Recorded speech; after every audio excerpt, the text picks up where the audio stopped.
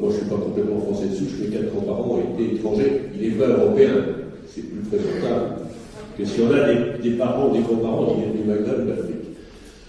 Donc, il a exaspéré ça. Et c'est très rare.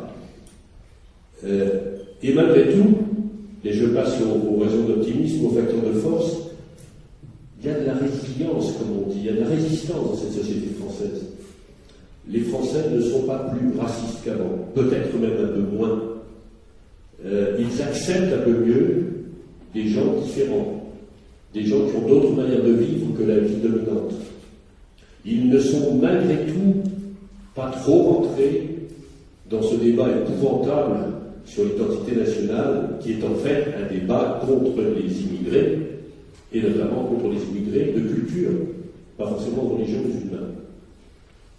Donc il y a une résistance malgré tout. Et puis, il y a des facteurs de bonheur. Alors de bonheur, on se replie un peu.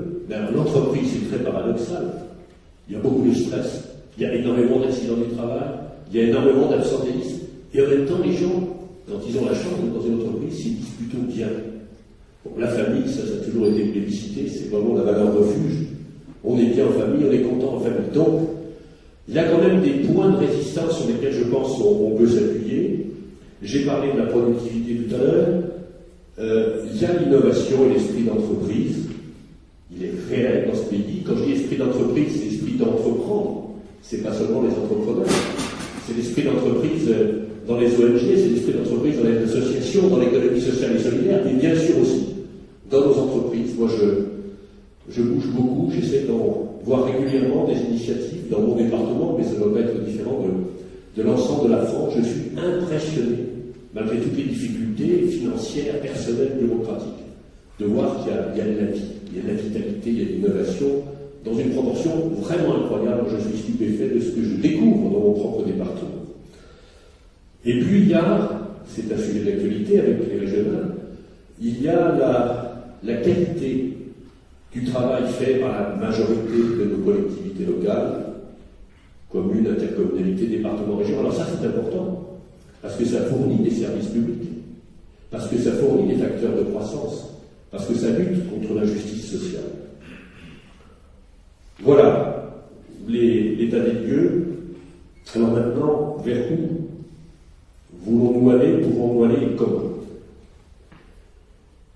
On parle beaucoup, nous, les hommes et les femmes de gauche, les socialistes, les écologistes, les autres formations de gauche, le modèle et même l'UMP, d'un nouveau modèle de développement. C'est devenu un peu une tarte à la crème, et alors on ajoute le discours obligé. Je ne dis pas qu'il n'y a rien derrière, mais ce qui m'énerve un peu, vous l'avez compris, c'est qu'on répète ça, et je voudrais questionner un tout petit peu ce qu'il y a derrière. En tout cas, je veux dire ce que moi, je mets derrière, et vous me direz ce que vous en pensez.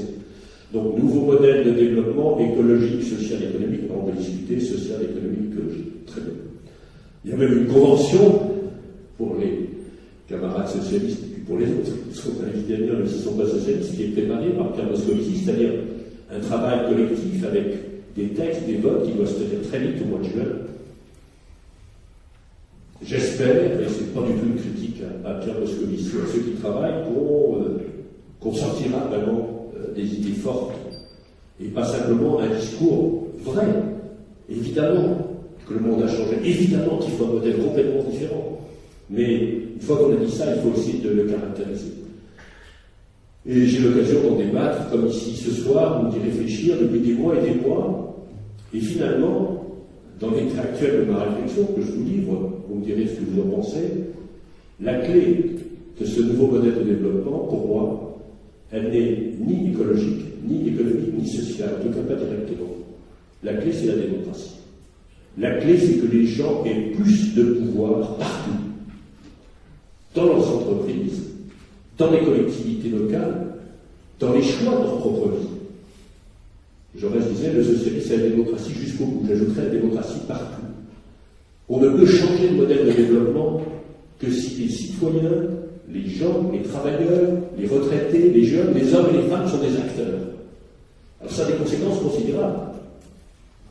Ça veut dire évidemment la démocratie participative, en sachant que, bien entendu, la démocratie participative ne dispense pas les élus locaux ou nationaux de prendre responsabilité.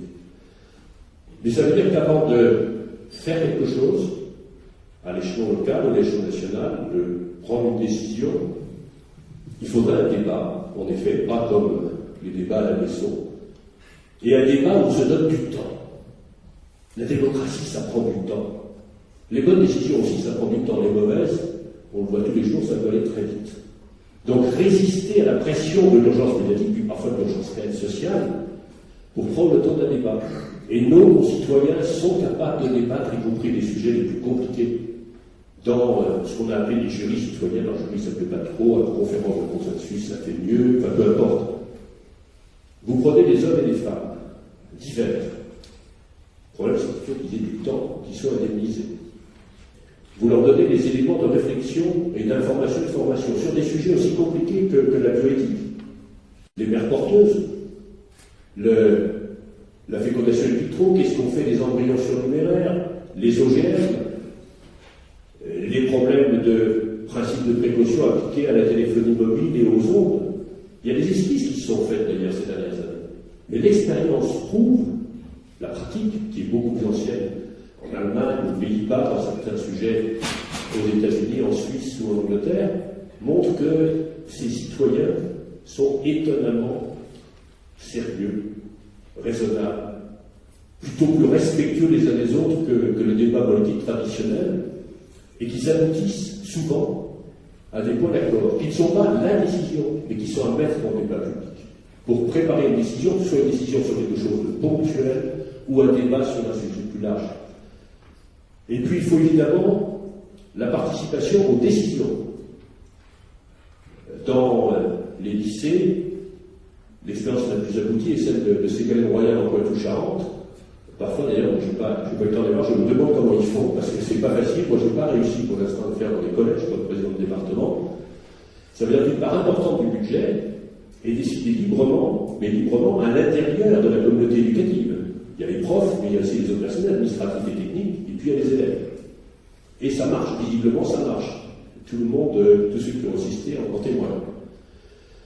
Il faut aussi revoir complètement la question du pouvoir dans l'entreprise. Et par parenthèse d'ailleurs, se redemander qu'est-ce que c'est pour nous, hommes et femmes de progrès, aujourd'hui qu'une entreprise. J'ai commencé un travail pour la Fondation Jean Jaurès là-dessus avec Charles Fitterman, que ça intéresse beaucoup, vous savez, l'ancien ministre communiste qui travaille beaucoup sur ces questions-là, on travaille avec des chefs d'entreprise et des syndicalistes.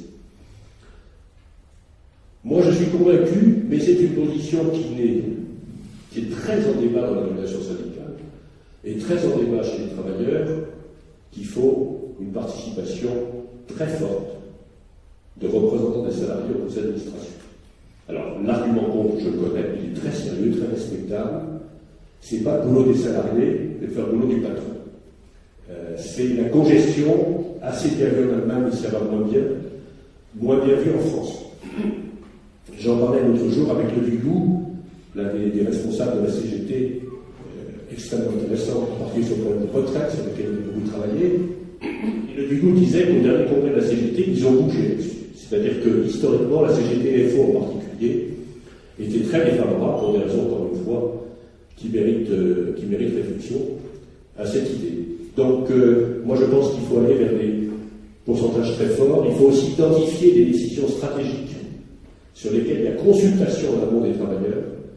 Il faut aussi avoir un pouvoir différent dans la gestion de ce qu'on appelle plutôt les transitions, c'est-à-dire une entreprise qui, malgré tout, d'abord regarder toutes les solutions alternatives, vraiment, et c'est assez rare que les patrons veuillent bien regarder les solutions alternatives proposées par les syndicats, par les travailleurs ou par les élus. On a tous des exemples. Moi, j'ai un exemple chez moi pour l'usine chimique Arkema, où il y avait des solutions alternatives que nous avons mis en avant avec Michel Moselle, la région, avec le département, avec les syndicats, et le patronat de Total à l'époque n'a absolument rien voulu entendre. Donc il faut qu'en amont de décision stratégique, il puisse y avoir un débat.